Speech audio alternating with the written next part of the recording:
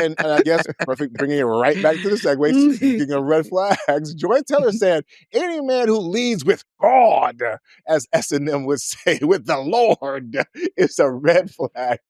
In a clip, in an interview that we saw on the internets. I mean, Joy kind of disappeared and then she came back. It's like clip after clip. It's like the second episode back to back. You know what I'm saying? We must have Twitter fingers. So what are y'all thoughts in regards to her belief that men who be pushing P, or not preaching, pushing G, pushing God. It's a red flag. What do y'all, because pushing P kind of is like, that was a Freudian. What are y'all thoughts about her thoughts? Yeah. Freudian What do you slip, think, ladies? I agree. If I'm online and doing any kind of dating, and it sounds so bad to say it out loud, but if it says God-fearing, put God first, I swipe left on that bitch too fast.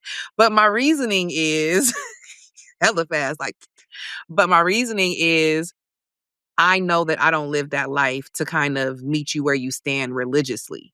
Right. And so I don't want to waste my time when you say, I want a Psalms 31 woman and I'm putting God first. And I'm like, I'm still kind of outside and I just know it's not going to mesh. So for me, it also creates a standard of what his expectation is. And I'm not interested in appealing to that. So for me, yeah, they're the quickest that I hit left on. And I love the Lord. Don't get me wrong, but I don't need to use it as a as a skill to get someone to date me. I don't think I have to, advertise that God is my first and only. I'm cool on that. I'm actually curious because we do have a God-loving person on the panel, Jay, to hear your thoughts. He coming in a Hyundai. No, all right. So I didn't expect you to say him. tie my tie, untie my tie. No, okay, seriously. I think that first, okay, it's all about context. Okay. And yes, I am what is known as a pew baby. Like my mom joined the church when she was pregnant with me. So it was really like grew up in church. Now, that being said, yeah, I know, right? People look at me like, him? I mean, look, I'm multifaceted. Deal with it. You said baby. A pew baby, yeah, a P-E-W baby. But I was pew in there too. You know what I'm talking about? Anyway, it's another story. So, people tend to lead with the whole God thing, and Tia, like you, I swipe when I was swiping, I would immediately swipe away from that. And the reason I would swipe away from that, I understand why they're doing it. I think they're doing it because people proclaim a faith or a belief to try to say they have some sort of code of ethics that you can at least kind of hold them to and judge them by and navigate a relationship with them with. It's almost like a charting course or rules of engagement that they're saying they will abide by. Now, most people are not what they profess and they believe. So you can do what you want to do with that. All right. But beyond that, people also, I think there's like a proverb in the Bible about this, really, ironically, and another proverb that's not in the Bible. It says that people say what's on their heart, right? So people, if a person leaves out with, I'm a man of God, or God sent me to talk to you, or God this, God that, it makes you think that majority of your interaction with them is going to be like that. You know what I mean? If that's not what the conversation you're trying to have all the time, then I understand pushing on. That's why I push on. Not that I have anything against believers, right? Who are actually believers. They're rare, hard to find. But when I meet them, they're nice. But honestly, I think it's beyond the issue. Your faith should live out in your actions, not in your introduction.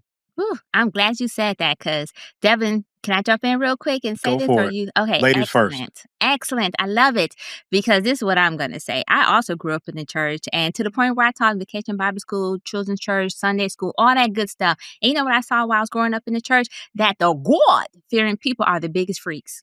They the biggest hoes. They the biggest doing everything in the background. And the mama say praying 6 days out there, hoeing, slutting, cheating, lying, stealing 6 days a week. And on that seventh day, that's when they show up to the church talking about, yes, Lord. Yes, Lord. Repent. And, and so I'm just going to say this. I agree with Joy. If someone leads with, I'm a God-fearing, the first thing I say is, okay, so you probably a hoe and a freak and a liar and a cheat. Because your action, if you have to say it, then that means most likely you're not living it. My next thought is Derek Jackson.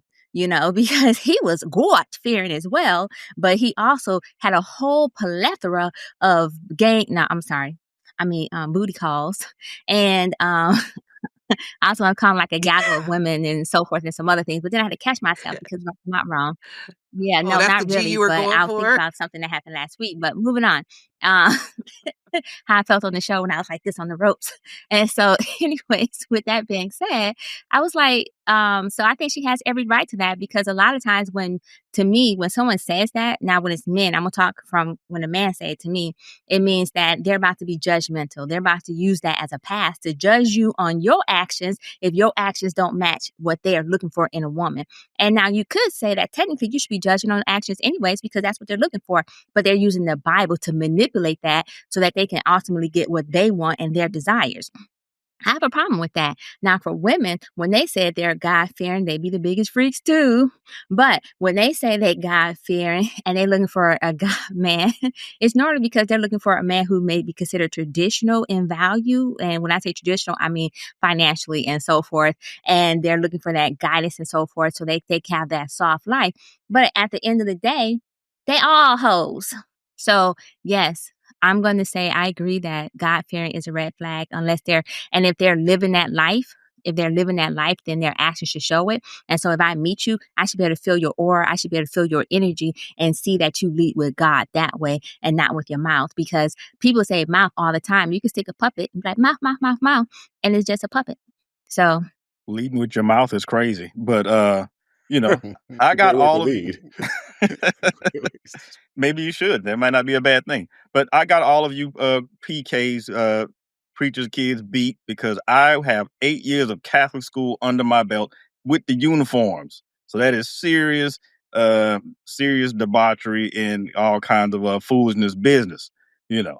But yeah, I think it's kind of creepy to lead with that in a dating scenario. It's kind of like I want to date you, but I want to appeal to authority to convince you to try to be with me. And I think you could just skip all of that by dealing with the kind of women who are already on that kind of time. Sister Jenkins is down at the praise and worship. Nobody's checked for her. She already is on the kind of time. She's already a God-fearing woman. Go where the God-fearing women are. The problem is a lot of the guys, the guy with the Holy Spirit and is looking for the righteous woman with the bonnet of salvation on. They want to deal with the secular women and try to convert them into Sister Jenkins. That's what's really happening here because the guys who are really on that kind of time, they know where those kind of women are who are on that type of time. They're at the singles ministry. They are at the praise and worship conference. They're at the they're doing the choir rehearsal. They know what those kind of women are. So why they're not going over there?